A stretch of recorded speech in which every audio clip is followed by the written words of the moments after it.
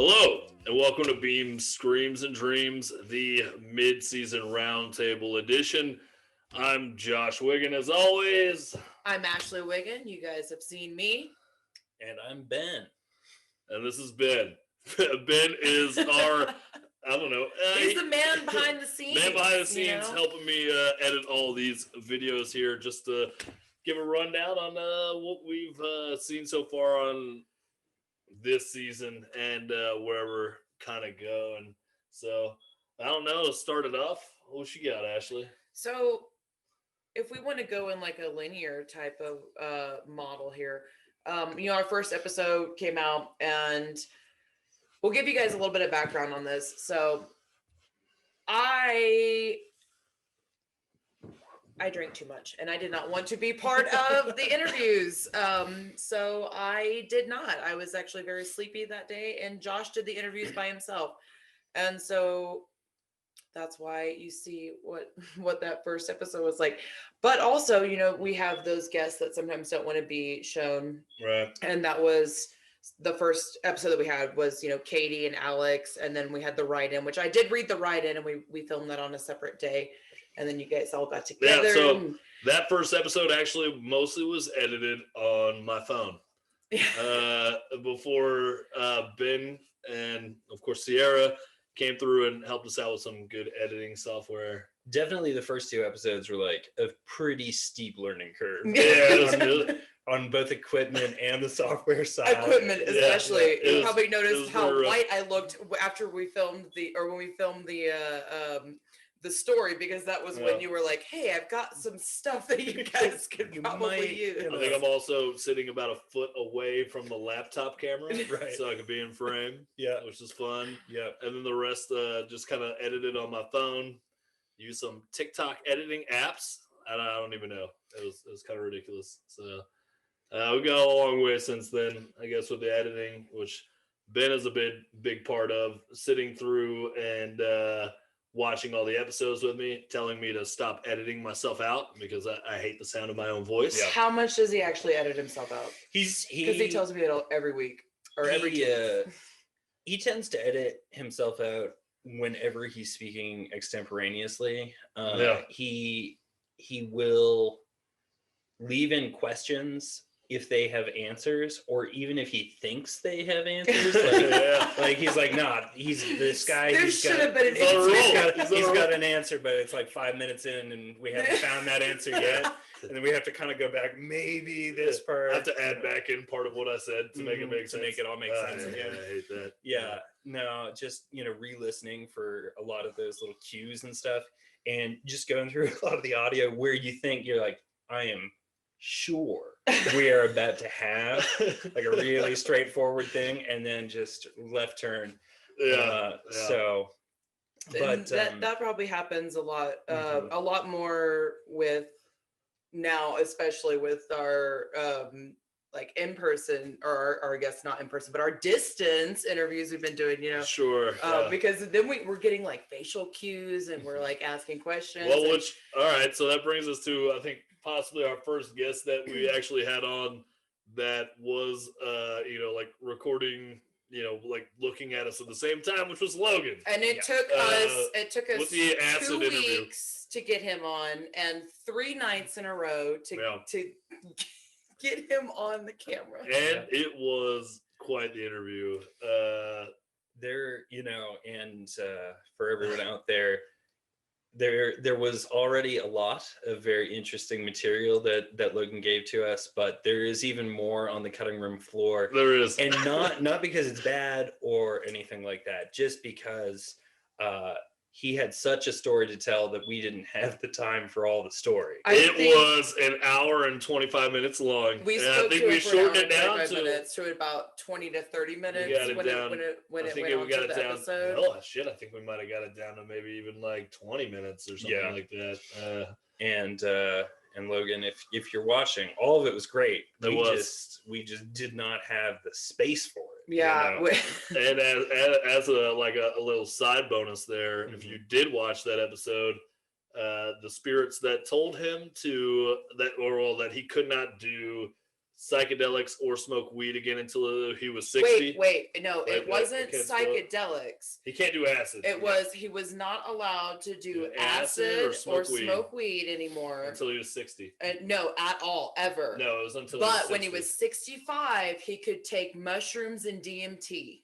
Something like that. We'll put the clip in. You guys remind us. But it was also Joseph and the Virgin Mary. Mm-hmm. Yes. And in hindsight, I kind of wish I would have left that in the episode. So much is edited for time, not content. But hindsight should have left that one in. There's, he said a lot of interesting stuff that, I mean, much like when you're just having like a really good conversation with someone, it really flows together in the moment. But if you think back to how, it just doesn't work for someone else who isn't there, who is having that interaction. And so I feel like we kind of might have let Logan down a little bit on his story. We tried to grab all the important elements out of it, but I feel like a lot of the texture and nuance was sort of missing. Sure. In a way. That's something that we've even talked about too, is releasing that whole if there's a interview. demand for at all for seeing full interviews, that's something that we can definitely do going forward. I think so. Also in that same episode, that was our second episode. We had Unicole Unicron. Yeah. which was one of the favorites of anybody that's watched our show. So many people have loved her. She's a TikTok cult leader pop star, and she's got like over 1 million followers, I think, on TikTok. I don't even know, man. I don't even know how many people are in her cult. A lot. She has a pretty clear message when you listen to. And we're gonna be straightforward on this episode, and I'm gonna go ahead and say that if you visit her Etsy store, you can buy a rose quartz dildo. You can right now, because that is on there along with books of poetry. Yeah, there's quite a bit of shit she's got. I really love the robes. It's incredible. At robes, I don't know. I was fascinated by the rose quartz dildo. Probably that's the thing that stood out to me. In the merch store the most. Although she did just release a new book of poetry. It is called Apocalypse Mundane. I've read a couple poems out of there. It's pretty good. I think one of the interesting things with her, and like I want to mention that she is a self-proclaimed cult leader, because there's kind of negative connotations to the word cult. We're only using it because she used it. Right. If you wanted to talk about a new religious movement that may have been called disparagingly a cult, we would be happy to talk to you and use whatever nomenclature you wanted. Yeah. But in her case, pop star cult leader. Yeah. And she was sort of the first one when we were editing through, where we started to see certain I used the term buzzwords earlier, but that's maybe not right. Just started to notice people using terms that would pop up again. But and in her case, Starseed, right? And then we saw that again, and but not always used in the same way. Right. Another one I think that would be is Ascension. Yeah, we've had many people talk about Ascension and where that comes from, or how to achieve that, or what it even means. Right. So that's I think what you're having those key terms coming Starseed and our favorite. What's that? Come on, you already know what it is. What do we edit out of every episode? Oh, is if you this wasn't from Unicole though. No. Okay, and what do we edit out? What's the term? Hell no. Hell no. That's not it. I don't know. It usually is. What's the term? Oh, okay. So one that we do wind up editing out a lot of is synchronicities. Yeah, because you cannot say synchronicities every 2 to 3 minutes in the show, because this show is not. So that's something that we're gonna say right out of the gate. And that one isn't just references. People just using that term really fast and loose, like just to describe an experience, kind of the way that if you were hanging out at like a Baptist barbecue, the word the spirit would come up a lot. It would come up a lot, but like the spirit is in this barbecue. The spirit is in this barbecue.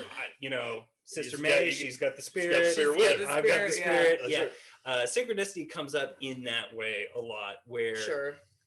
where people feel that term describes what they're feeling, but it doesn't necessarily mean the same thing for each person, which makes it kind of It's tough. convoluted a little bit sometimes. 'Cause, Yeah.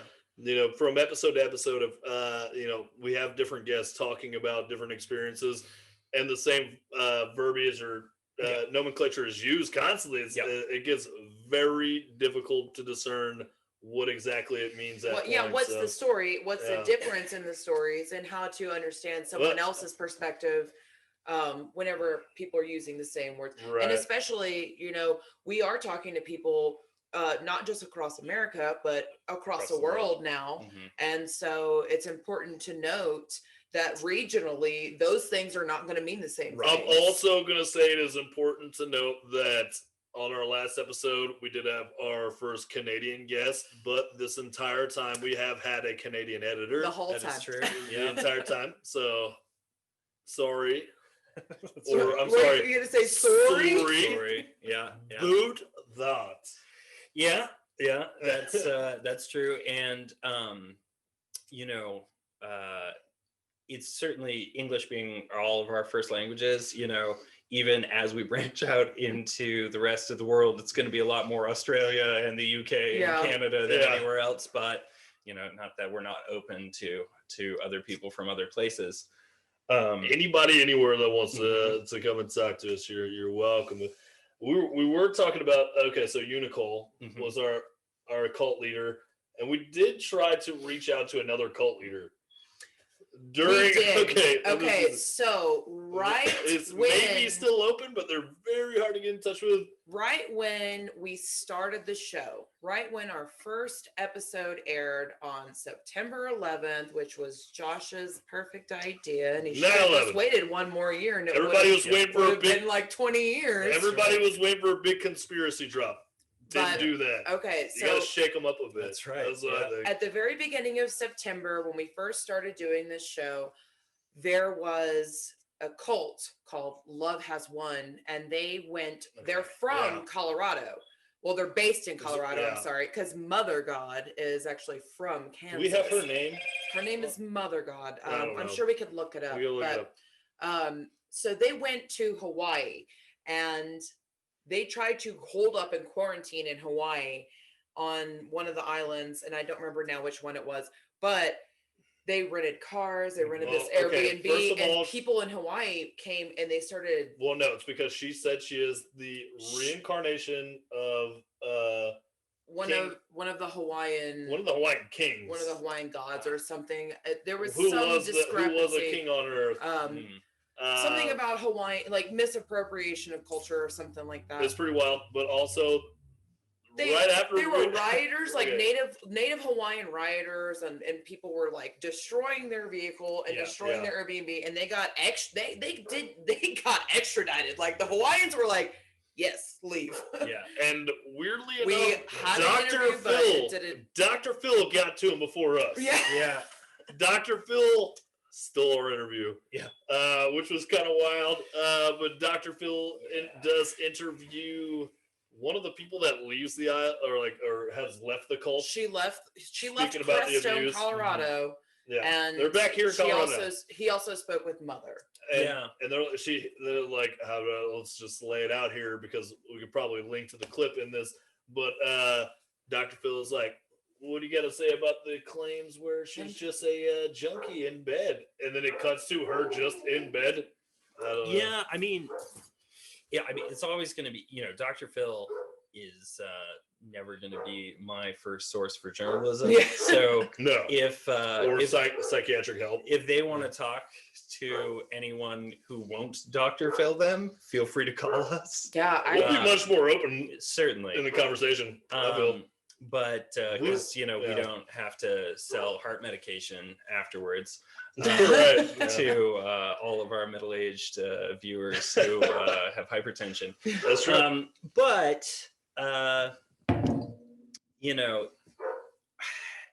it always boggles my mind, when some people are so enthusiastic, like they want to tell their stories. They believe, that these experiences are like deeply profound for them, and they want to share them. Yeah. And then some people are just like, I don't trust you. You're up to no Yeah. good. Yeah. You're part of the them. Yeah. Illuminati. Whoever they are, you're with them. We're the they. Yeah. You know? I think, with some people being. Well, we have been ghosted so many times. Been ghosted a lot. And which is literally fine, by too. people We that get I it. wanted their ghost stories. Yeah. Which is the weirdest thing. Yeah. Is I want your ghost story and then you ghost me. Yep. That is the ghost story. That's Yeah. right. One specifically was that dude who was like, I don't know, this was a story that was sent in, but it was a guy who was like, okay, I'm a painter and we got a job on a farm, and then there's this old man just showed up behind us and was like, what are you doing? And he's like, I'm here to paint this barn. And then he disappeared. But then he paid us later. I was like, that's just an old man. It's just an old man. It's just an old man. It's just a very stealthy old man. It's just an old man, and that's like, I don't know, It's a either different his or his time. neighbor's Yeah. barn. It's a different time. You understand how quietly you have to walk around and Yeah. not disturb the people. Yeah. Right. I think though, that when we're, listening to people describing stuff that is, generally considered pretty fantastical, Yeah. that it's okay. We know we're going to get a couple of grifters. Yeah. We know that we're going to get a couple people making up stories. We know that we're going to get a couple of people where like, clearly this story is very, I was driving and I saw this thing, and it was this and it was that and it was this, and it was a bear. It was clearly a bear. And But so we do try to vet everybody Mhm. before they come and speak with us on the show. Of course, everybody sends their stories in, and we do read them. And there are good ones that we haven't even gotten to yet. Honestly, just because of the amount of content that is sent in. But like, I don't think there's anything wrong with putting ourselves out there and trusting, that the viewers can decide, that Sure. we're going to take the good stories when we can. And, occasionally we're going to get some stinkers, and that's, it's part of the fun because it's authentic. I mean, I think that exactly. That's appropriate, like authentic, because regardless of what it might have been, regardless of what it might have been, the idea is that it's still what someone felt. It's still what happened to somebody and what made them think of something. Yeah. And who's to say that it wasn't a thinny in the universe that created such a moment or whatever. But and there's nothing like an ice cold Coors. You're showing it to me. You're not even showing it to the there you go, an ice cold Coors banquet. Well, you're gonna have to blur those out. We don't have a sponsorship. Pick up this advertisement. I'm not monetized, so I can do whatever the hell I want. I'm also advertising Y'all send us some money. I'm also so that we can advertising for 4 Seasons Total Landscaping. If you would like to throw a political rally of any sort or a press conference, I do highly recommend 4 Seasons Total Landscaping, Lawn and Order, and 2021 and Philly. So make America rake again. Yeah, we're gonna make America rake again. Yeah. Somebody's gonna clean these yards. How do you stop forest fires? Raking. Oh, you gotta Everybody rake knows up all the leaves. Yeah, So- who wasn't doing that? Come on. We could go. All right, so Like, let's go to one of the mic drops of the season, which for me is actually you could put that, brought you a beer. Which is we had Alejandro. Alejandro, Yeah. yeah. In one of our Alejandro next discussed. Alejandro Alejandro grew is up great. in a house in Texas that his great grandfather built, and his great grandfather actually murdered his wife. Yeah, the in mic the driveway, yeah. and brought her dead body for into me, the house. that was the mic drop of the show so Yeah. far. It was like, well, she was run over in the driveway. 6 Yeah. times. And I was think like, he oh, was said. that an accident? And he was like, oh no, he ran over her 6 times and drug her body into the house where Yeah. she died. Yeah, no, because you asked him, did she die in the driveway? And he was like, no, she died inside. Yeah. When I drug her in there. Right? Yeah. Oh my No, god, man. yeah. And that story wasn't just about like such a heinous crime, but Mm-hmm. it was about that house that he grew up in. Was kind of inundated with these shadow people of all different sorts, and some seem okay and some seem happy or like no malevolent, and some were benevolent, and he kind of experienced that for, what did he say, maybe like 10 or 15 years that he lived there? Over a decade, it seemed like. But with his sister and everything Siblings, like that. Which, given the family history of the house, you could read like sort of an intergenerational family trauma and that sort of stuff into it, or it could just be shadow people, right? Like, right. Honestly, getting a bruise from a shadow for me was a pretty wild one. Yeah. Just there's so many instances you especially hear, like, without the feeling of it. He didn't feel it. He said it just felt cold, and then it had like the mark there. And how many times have I don't know, viewers, or if you guys have seen the documentary The Nightmare, it's all about sleep paralysis. I mean, that's shadow people deal. It's just like the most common thing. It really does make you wonder, what is it in the human consciousness that makes that happen? Yeah, I want to go back to that because I've really been interested about your perspective on this, Ben, since we don't get a chance to talk to you about it usually. Well, we talk. I mean, not not for everyone to see. But I loved Alejandro's theory of the Hat Man being like the gunslinger of the underworld. He is like the man that is, or the being, the entity that is there to wrangle up all these lost souls, good, bad, ugly, everything in between. The Blade Runner of the soul world. Yeah. And that's why we see them a lot, and that's why they're scary.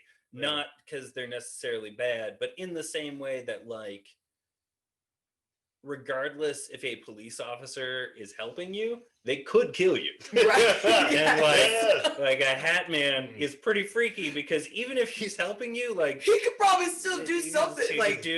Your presence is also very uncomfortable. Very uncomfortable. Right.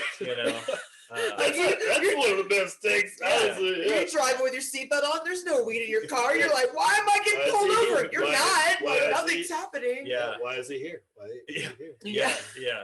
No, exactly. The idea of these sort of intimidating presences not necessarily being malevolent, just intimidating. Right. I think that's interesting, especially, given that a lot of these sort of phenomenon that have corollaries all over the world in different cultures and things like that, are read into in different ways as being, malevolent, benevolent, or, sometimes just sort of existing. Sure. Like, I just see that.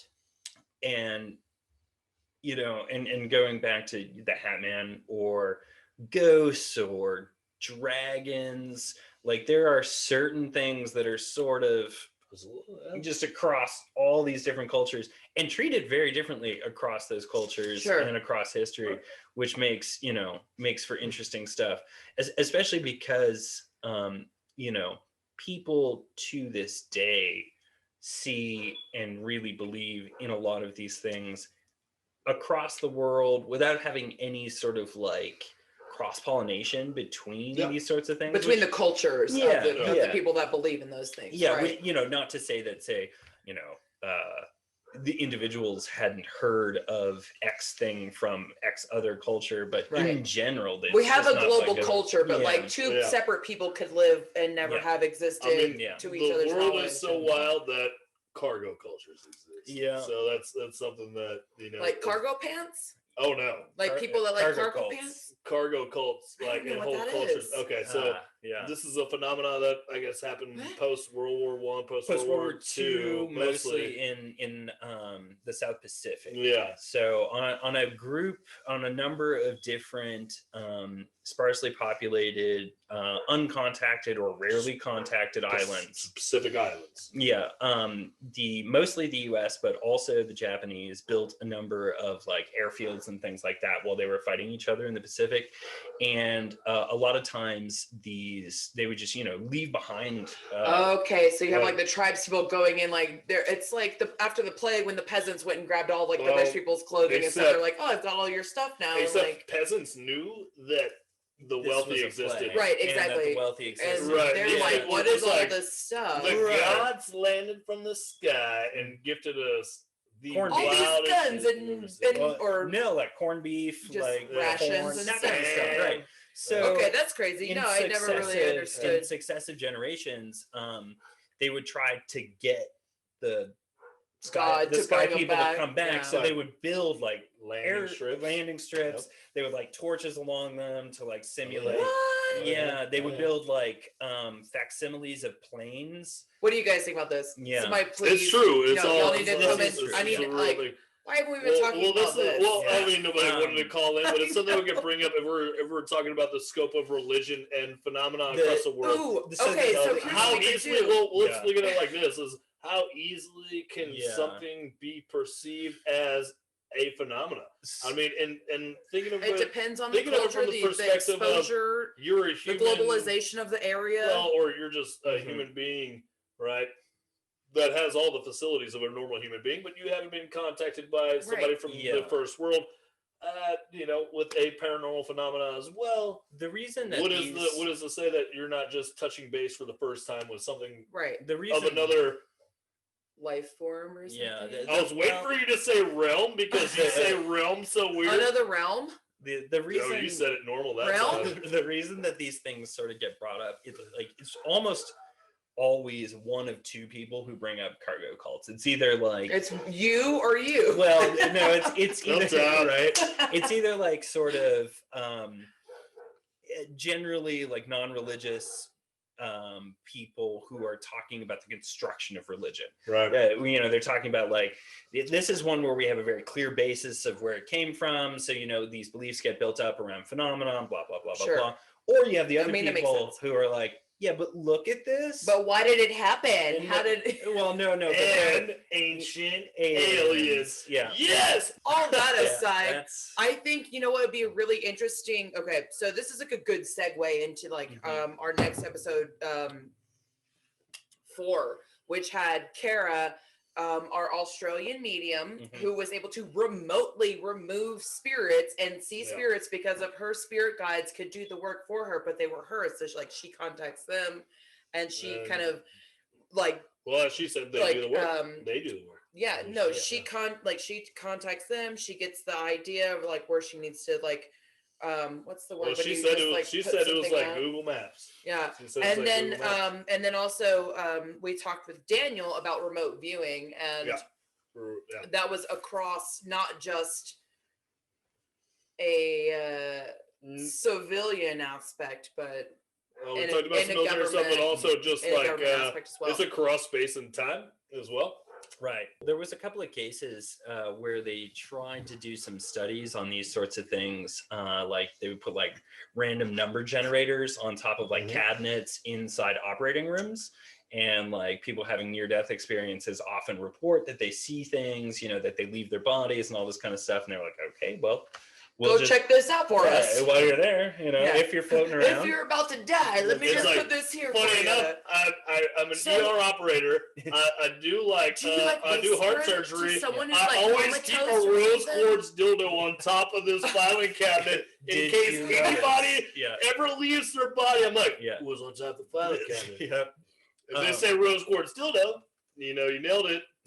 Well, Unical.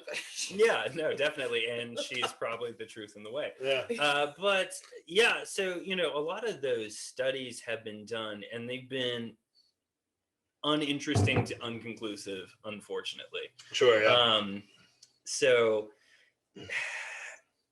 There have been some that are equally as fascinating. oh, certainly there's a lot, there's certainly been a lot of fascinating stuff, but like a lot of the time, it seems that whether or not there's any sort of really interesting phenomena going on, you can't force it. It's Yeah, also no, typically anecdotal. Well, How do yeah. you know what someone else sees? That goes you know? with so many of the psychic phenomena through the ages. Right. Of even go back to like Madame Blavatsky and like the Thule Society and Theosophy, all that. Mhm. It's like, okay, a ton of times it seems like an absolute miracle, but when put to the test, why do they get caught faking it? And they're like, I can't do it under pressure, so I faked it. Yeah. And it's like, oh, Well, Yeah. it's so weird. I don't know. something that's interesting for me to relate with this, with Kara though, is Kara doesn't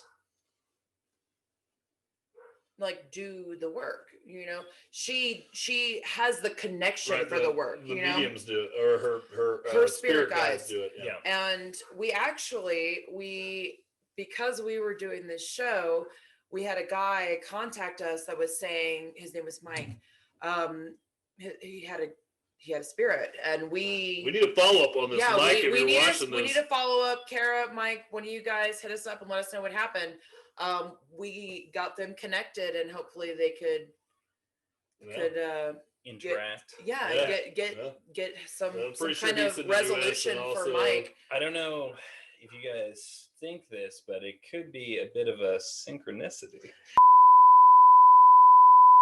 if you're watching this, book this man. That's right. He just said synchronicity more than, or at least one time At in an least once, episode. yep. All right. So we're gonna talk now. We did a Halloween special. Like usually we release an episode every 2 weeks on Friday, and we released an episode 1 week after We did back-to-back fourth weeks. episode. Yeah, we released back to back for a Halloween special, and that was a single guest, and that was Damien Gray, who shared with us like an hour-long encounter with his abduction story. Yes. That was pretty wild. And he is also the one of the hosts of Black Lotus Productions. Black Lotus Productions. That's his YouTube show. But you listen to his podcast, Paranormal News Network. Paranormal News Network, which we didn't even know until we already had him on our show. So they cover So a it's lot of pretty stuff. cool. That's right. Yeah. ENN. Yeah. No. We're In like, how fact- many PENNs? How many That's peens can we get up in here? Peens. As many as we can. Yeah. I'm Oh, we got surrounded by peens? peens right now. Yeah. But We did have a great time talking to him. Yeah. That episode was pretty insane. I mean, and that alone had like government cooperations with extraterrestrials, as there was like men there on the ground as he showed up.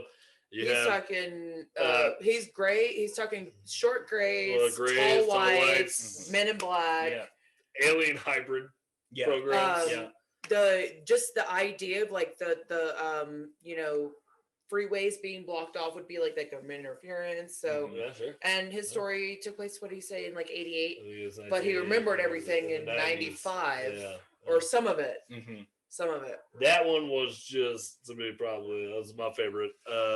Just having grown up, I think probably the first movie. Most people say that like The Exorcist is the one that really freaked them out when they were kids, just seeing it for the first time. Mine was Fire in the Sky. Fire in the Sky. Oh God, yeah. I Yes, remember seeing that movie and being like, Travis is hot. Yeah. I was like, we watched it recently. I'm like, man, what's going on here? Yeah. Like, Do you remember Event Horizon? oh Yes. yeah, sure, yeah. Baby Sam Bear. Neill. Yeah, Sam Neill. Yeah. That one for me was like I had watched like The Exorcist and all all those kind of movies, and I was just like, it's fine. It's all right. It's Yeah, interesting. spooky, Yeah. yeah, Yeah. okay. And I remember watching Event Horizon, I'm like 12 or something. And I was like, this is not scary, but it is making me uncomfortable. Yeah, is this possible? We Right. don't know This yet. Like, is- I don't know the science of these things. And like, when we get the interviews where people are talking about so like Logan, for instance, just sort of the depths of what the human mind can summon up or be open to, whether it's from within or from without. Those sorts of experiences, I'm always just like, whew, I don't know if I believe in the voodoo, but I'm not messing with the voodoo. Yeah, Because there's, sometimes you don't come back. A lot of times when you hear these sorts of stories, they're either very sort of heroic or spooky, but like to have someone like, hey, I was taken by aliens, and it was kind of embarrassing and weird. And, this is what happened. Like, I didn't really know. I couldn't. And I like that he had like so much detail, but then when we, but he also was like, but at this point, I don't know. Yeah. Like I know that I was laying on this table. I know that I could see other people. Mhm. I know that I could see a tall white, the mantis-y looking tall white aliens. And then when it's like, okay, when I started walking though, there was no memory. There was no memory of me like getting up and moving or being in a different position. I was now walking through a different place. Okay. One thing that I would bring up, if you have had an abduction experience, if you've had an experience with a ghost or some sort of just thing you can't explain, it's okay to not have, like Alejandro, for instance, he had a theory. He had dealt with these experiences a lot, and he had sort of a working theory of what he was going through. And I think that it is completely reasonable to say that you had an interesting or profound experience and you don't know what it was. Right. That there are gaps in it, that you don't know what's happening. You don't have to construct a story. If you think that this is profound, it is to you. It is. Yeah. And if it's profound to you, then it's profound to us as well. Yeah. And I mean, shoot, you can't even don't even take eyewitness testimony because we can't remember shit. Right. People can't remember everything. Yeah. We don't remember every single detail of everything. And as much as, we're joking around here because we're all friends, Right. like we do take these things seriously. We do. We do. That's And kinda, then we know that we understand there is trauma that can Mhm. happen from that as well, and things that you guys experience and that we experience just as living people when we go through these Yeah, when we go through these experiences. that's You can't almost explain it. almost a lot of times. And that's one of the reasons that we like to do the show is that we're able to let everybody, speak their piece and tell their story and be able to share it in a place that is free of judgment. Here right now in It our really mid-season is, roundtable, We're just here trying to shoot the shit. We're doing what I'm sure you do at home if you have been an experiencer, is try to bring some levity to these occurrences. So Yeah, definitely. we do like to talk about it. I think we're moving on now. Let's bring you guys into which many of you probably just watched. Our last episode, we had Huntophobia's Brian John Laverty, which was our first Canadian guest, and he's also a Canadian paranormal investigator. Yeah. Technically our first Canadian guest, or not technically our first Canadian guest though, because we did share Montreal. a clip. Yeah. Oh, we had Exo Greg. I loved Exo Greg. Yeah. Which I forgot to mention. Love Exo Greg. Exo Greg is a collector of all kinds of UFO and space anomalies, and we have his information in episode 3 if you want to check that out. And actually we have a great Canadian community popping off. Exo Greg did not speak English as his first language, so he did send us the video montage and the little audio clip to overlay with that. So still technically our first interview. Our first interview with a Canadian was if not our first Canadian feature, our first interview. That's right, exactly right, was Huntophoobia. Right. So we have Huntophoobia. He's a Brian John Laverty. He's a paranormal investigator in Canada, Toronto. Yeah, he is in Toronto. Correct? Yeah, okay. Yeah. So he's in Toronto, and then we also spoke with Jeremy Sanborn, which is somebody that I was able to contact through Facebook, through one of the cryptozoologists Facebook groups. And he is a scuba diver, has been since he's like 15. Yeah. And is taking that love of scuba diving to be like, I'm gonna hunt for cryptids. Yeah. But also like he's always loved like the woods and hiking. And so like he's like, we shared a photo of like he got prints that his brother and him had in the woods. It's like a massive foot. It's like Shaquille O'Neal. I'm putting those squatch prints right here. Either Shaquille O'Neal is walking through the woods or there's a fucking Sasquatch. Like, I'm sorry, like it's insane. Also, so going back to Brian Laverty and Huntophoobia. You can follow those guys on Twitter and stuff too. Yeah, Twitter, Instagram, all that stuff. Those clips are pretty awesome. Yeah. And one thing about him, he brought up that he was an actor and everything like that. And I think that's another thing, just because you feel you're not believable for some reason doesn't mean you aren't.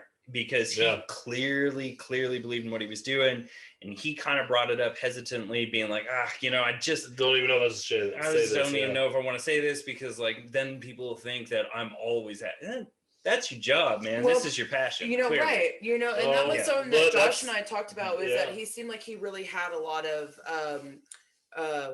what's the word? He was very charismatic. No, not charismatic.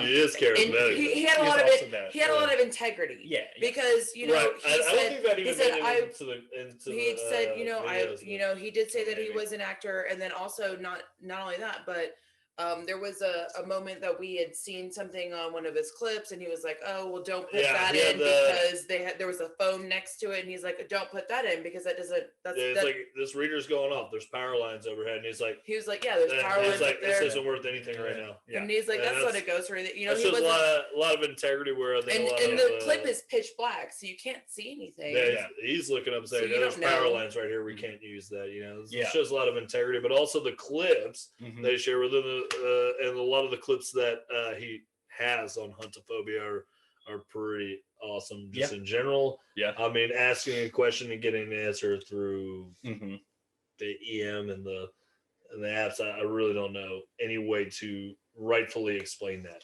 Yeah. I mean, I'm not gonna lie, I'm a little skeptical of those apps. Yeah. I mean, we looked up some. We did talk about it. We looked up some reviews. Yeah.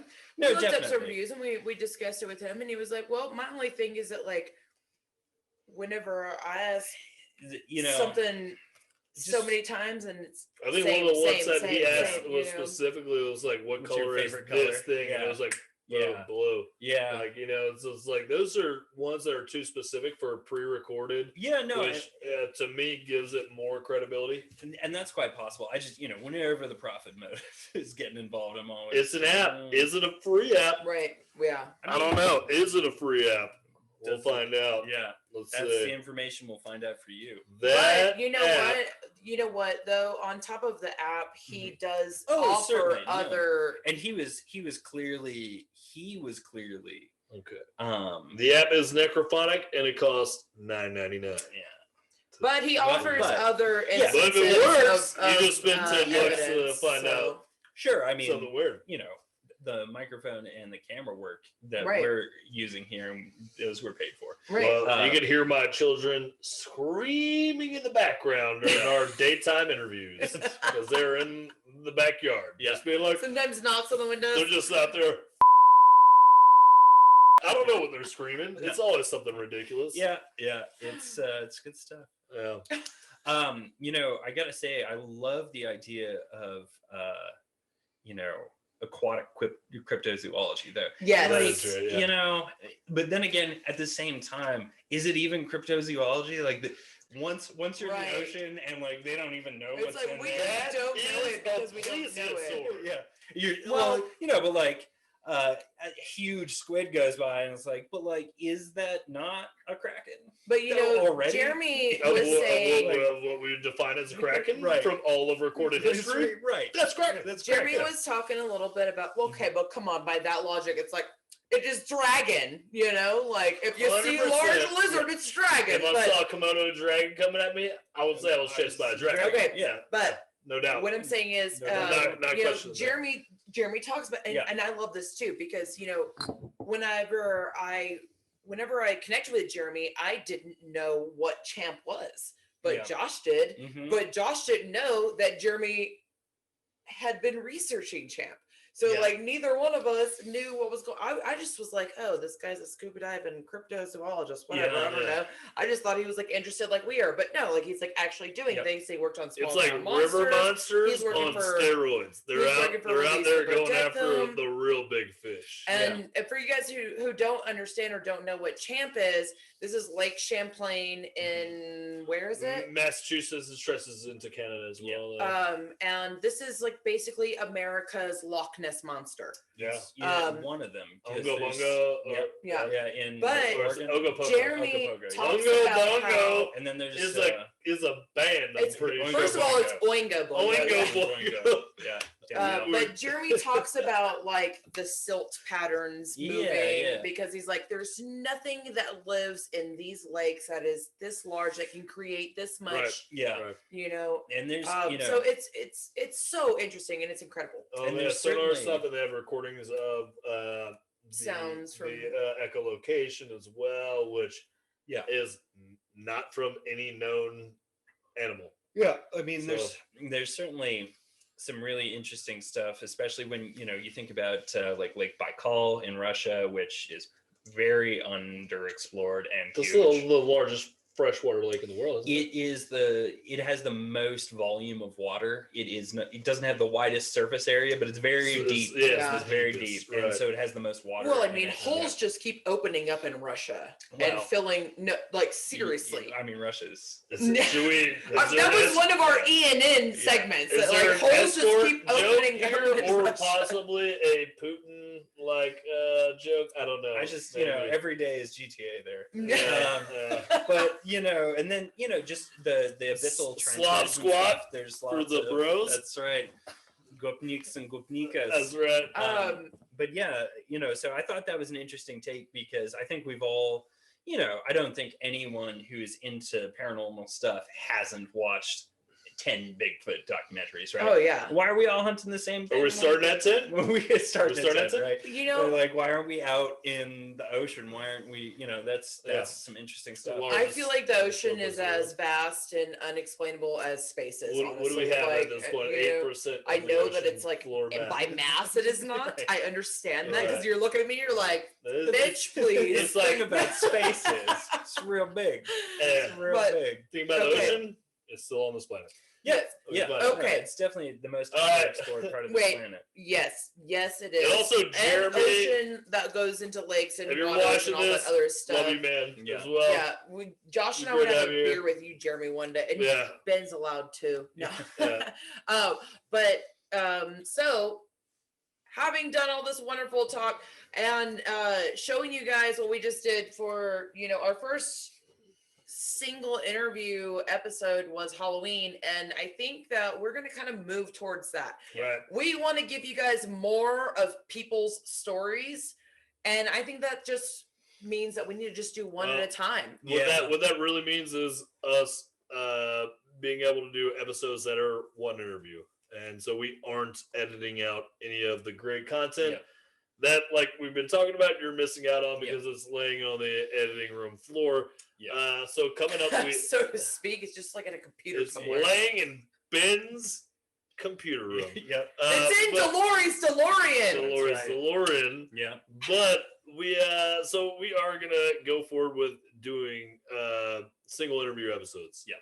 And coming up, we already have done this episode, and that's gonna be released shortly after this. Is Rivas Orion. A very popular TikTok creator. He is the George Sekulius of TikTok. Yeah, but he makes he makes Von Daniken look like Von Derpikin. Oh, what's up? I did it. You did. You started that flame war. After this season is over, we're going to take a little short break, but we're going to also bring you guys DeLory's DeLorean. Yeah. Or Ben here is going to do what? What are you going to do for these guys? So mostly I'm going to be talking about some sort of lesser known paranormal or paranormal adjacent events from history. So some just the lives of some historical people that were very interesting along these lines, some historical witches and things like that, as well as mass miracles and some of the more interesting things that have historically been underreported. Yeah And all facts. That's the wilder part of that is he's giving you the gas on this. I'm gonna work on the lab coat and the wig and stuff for the DeLorean. Could you also buy me a DeLorean? I can make you a cardboard DeLorean. We're gonna start We're gonna also start the crowdfunding for this man's DeLorean. Yeah. Right. Yeah. If you would like to donate to that, Yeah. please find the obscure Find the link. GoFundMe that we will create just for that. Just for that. And if any of you or your friends are interested, There's in, certainly not a better use for your money anywhere. do you have a better way to spend your money? Probably not. Probably not. Probably If not. you're gonna fund Trump recounting, go ahead and give it to Ben for a That's DeLorean. right. All DNC. donations over and under 8K will go to buying this. Over and annual- under. Over Both. and under. All of it. That's right. Yeah. We do have some more great stuff coming up for you. Like I said, though, we have Rivas Orion Phantom Universe coming up. Also, the host of Profiles in Eccentricity, John Fahey himself, coming up, and hopefully, we're working on a very punk rock Christmas episode, which ought to be Should be a lot of ought fun. to be pretty fun for Yeah. everybody. So A whole punk rock Christmas special. I think that just wraps up our mid-season roundtable. Somebody flip the table. You flip it right over. Oh my god.